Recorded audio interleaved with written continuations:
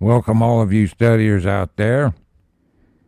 We are moving ahead in the book of Genesis. And we have here this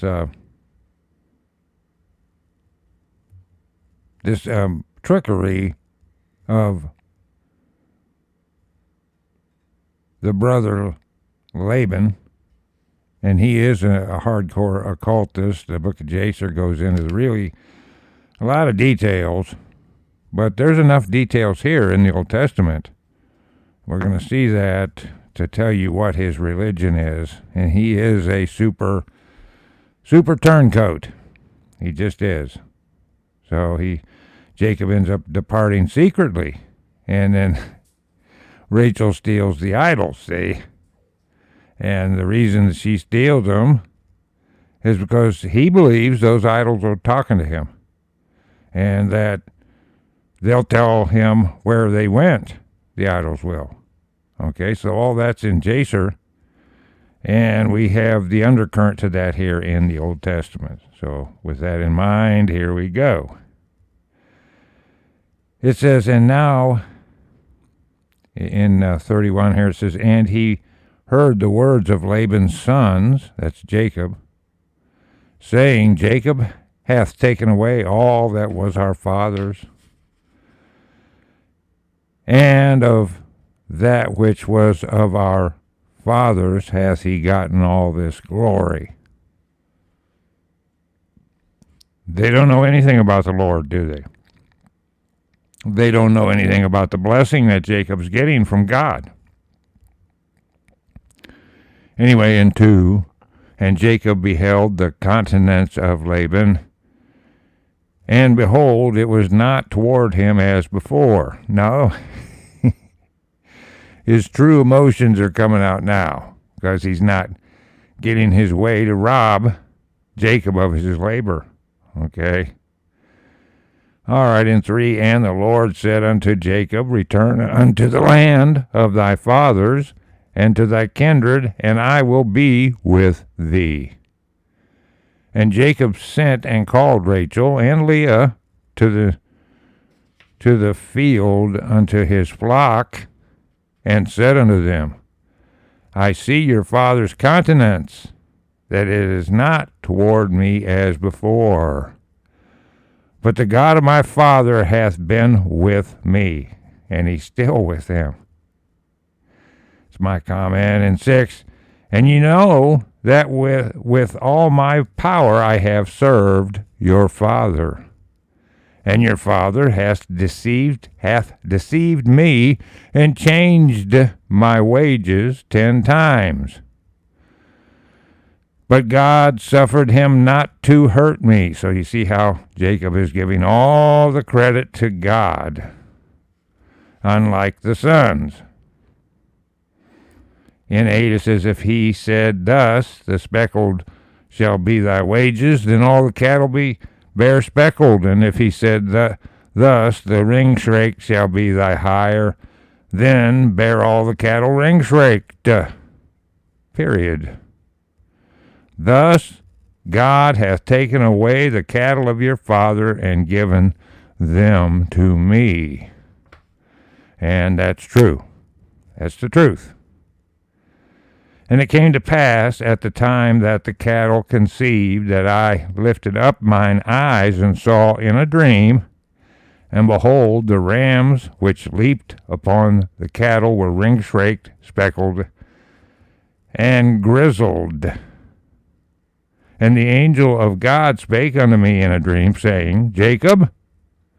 And I said, here am I. 12, and he said, lift up now thine eyes, and see, all the rams which leap upon the cattle are ring-shraked, speckled and grizzled. For I have seen all that Laban doeth unto thee. Okay, now this is what? The angel, right? See how this is Christ. Now listen to 13, if that don't convince you. I am the God of Bethel, where thou anointest the pillar, and where thou vowest a vow unto me. Now arise, get thee out from this land, and return unto the land of thy kindred. So you see how the angel of the Lord, and his statement here that I am God, well, see, that's Christ. That's Christ, folks. He's all through the Old Testament. That's a fact. He was walking in the garden, right? And here he is talking to Jacob. 14, and Rachel and Leah answered and said unto him, Is there yet any portion or inheritance for us in our father's house? ? Are we not counted of him strangers? ? For he hath sold us, and hath quite devoured also our money. Period. Okay, now you see how evil he is. See, all this is the fruit of occultism. You cannot be yoked with the occultists of the world. It will always turn out bad, and you're seeing this. This is his own daughters that he's doing this to. Okay, 16, for all the riches which God hath taken from our father, that is ours and our children's. Now then, whatsoever God hath said unto thee, do. New paragraph in 17. Then Jacob rose up and set his sons and his wives upon camels, and he carried away all his cattle and all his goods which he had gotten, the cattle of his getting which he had gotten in Padanaram, for to go to Isaac his father in the land of Canaan. Period. And Laban went to shear his sheep, and Rachel had stolen the images that were her father's. Period. And with the details in Jaser, she did this to protect them because she knew Dad's occultism and how the demonic forces are using the idols as a talisman to speak to him, and they would tell him where they went. Now, he has another stash of these idols, and those tell him where Jacob went, okay? And you ought to hear the gob of BS that comes out of Laban's mouth here as he smoozes his way in there with Jacob. But he's got another train, okay? He's got another train he's on. Beware of the smoozing words of the occultist, the flatteries. Okay, so she stole the images, and Jacob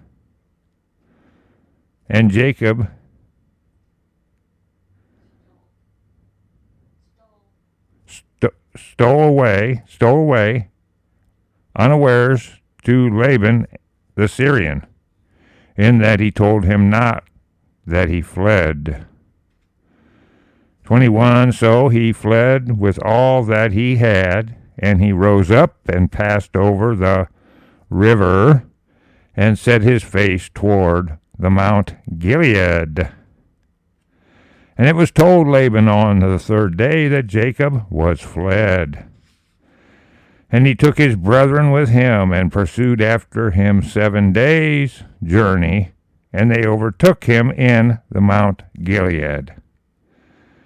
And God came to Laban the Syrian in a dream by night, and said unto him, Take heed that thou speak not to Jacob either good or bad. Now, is an occultist going to listen to God Almighty? Well, they do once in a while for a minute, okay? But I don't think Laban's going to listen too well, do you? All right, in 25, a new paragraph. Then Laban overtook Jacob. Now Jacob had pitched his tent in the mount, and Laban with his brethren pitched in the Mount of Gilead. And Laban said to Jacob, What hast thou done that thou hast stolen away unawares to me, and carried away my daughters as captives, taken with the sword? 27. Wherefore didst thou fly away secretly, and steal away from me, and didst not tell me? That I might have sent thee away with mirth, and with songs, with tabret, and with harp, and hast not suffered me to kiss my sons and my daughters? Thou hast now done foolishly in so doing. It is in the power of my hand to do you hurt. But the God of your father spake unto me yesterday night, saying, Take thou heed that thou speak not to Jacob either good or bad. So he's already not really listening to that, is he? He said, it's in my power to do you hurt. See, well, that's pretty bad, isn't it? Okay, but on we go. 30, and now, though thou wouldest needs be gone, because thou sore longest after thy father's house, yet wherefore hast thou stolen my gods? Did you just hear that? What did I tell you these images are? Those are his gods. Again, I told you he's an occultist. All right? He just is. So you stole his gods. 31, and Jacob answered and said to Laban, Because I was afraid, for I said, Peradventure thou wouldest take by force thy daughters from me. With whomsoever thou findest thy gods, let him not live. Before our brethren discern thou what is thine with me, and take it to thee. For Jacob knew not that Rachel had stolen them. And Laban went into Jacob's tent, and into Leah's tent, and into the two maidservants' tents. But he found them not. Then went he out of Leah's tent, and entered into Rachel's tent. Now Rachel had taken the images, and put them in the camel's furniture, and set upon them, and Laban searched all the tent, but found them not. 35, and she said to her father, Let it not displease my lord, that I cannot rise up before thee, for the custom of women is upon me. And he searched, but found not the images.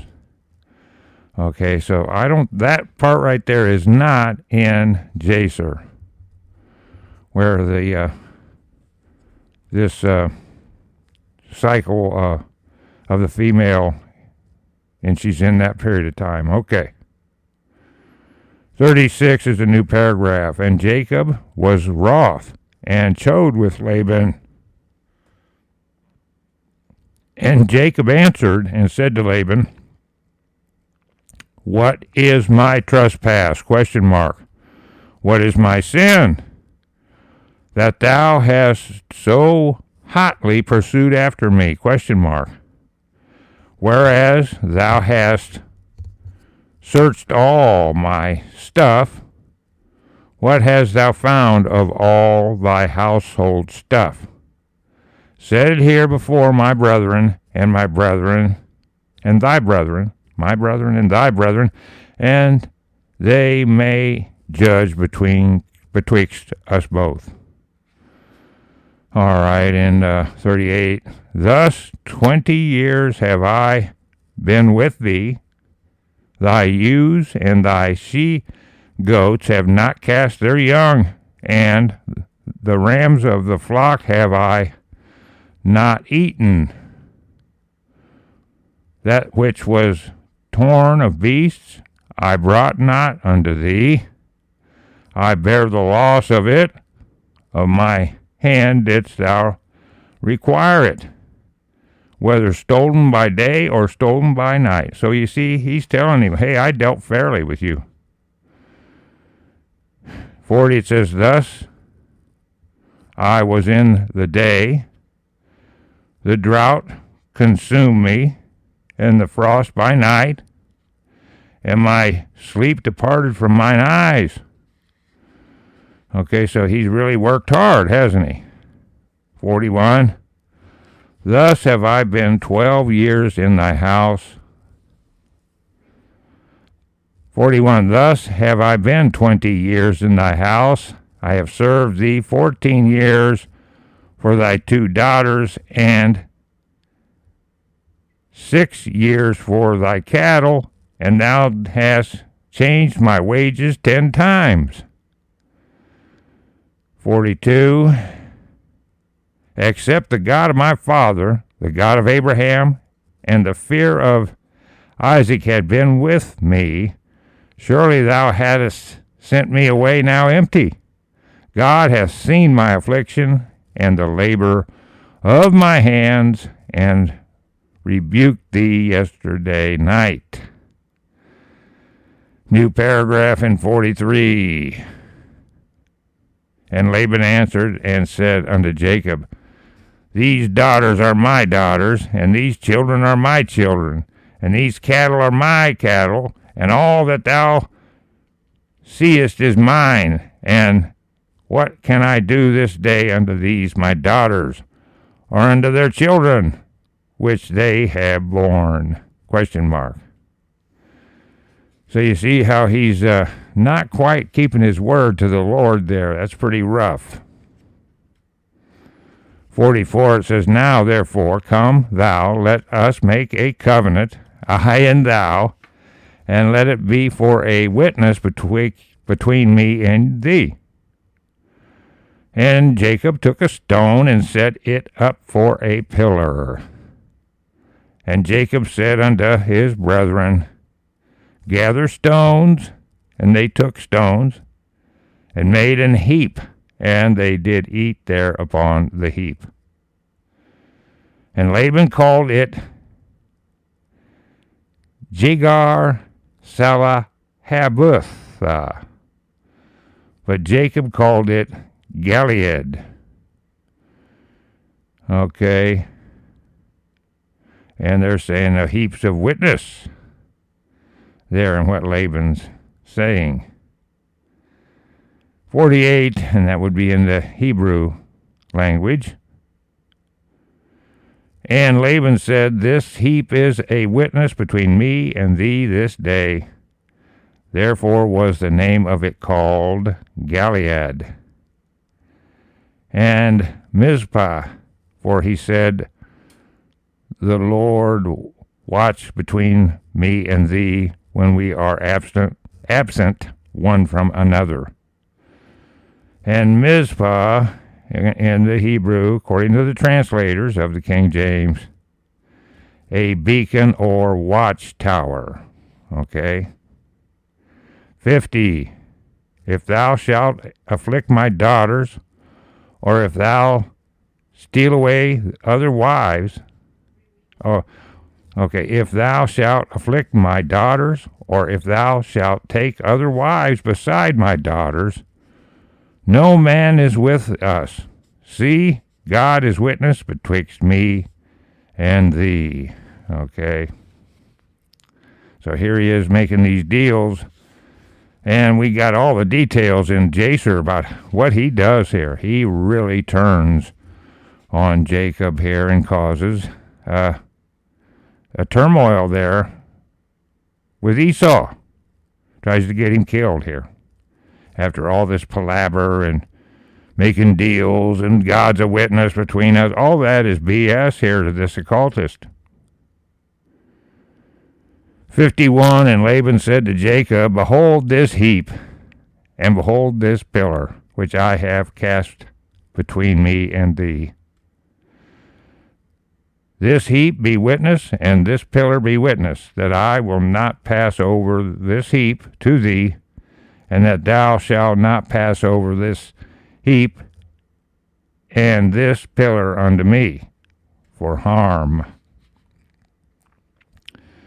53, the God of Abraham and the God of Nahor, the God of their father, judge betwixt us, and Jacob swear by the fear of his father Isaac.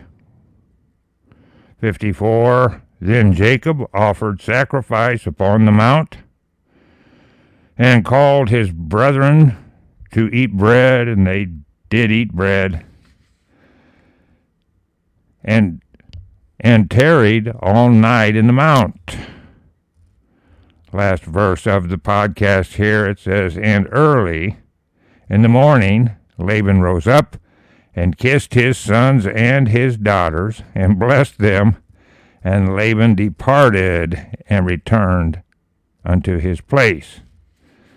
And he sends messages to Esau, okay, and tells him, hey, all this evil that Jacob did to him, and yeah, you can get him here.